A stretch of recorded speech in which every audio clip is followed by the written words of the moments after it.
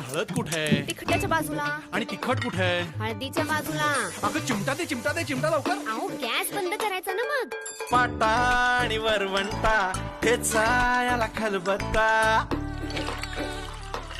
पाटा आणि वरवंटा ठेचा याला खलबत्ता.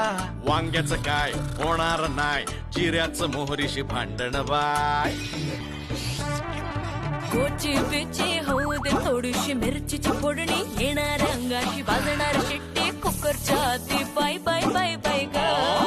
डोक्याला भार रश्याचा फार, भाकरीचा झालाय चमत्कार. सुरीची धार मधून पार, दुरून केलाय नमस्कार.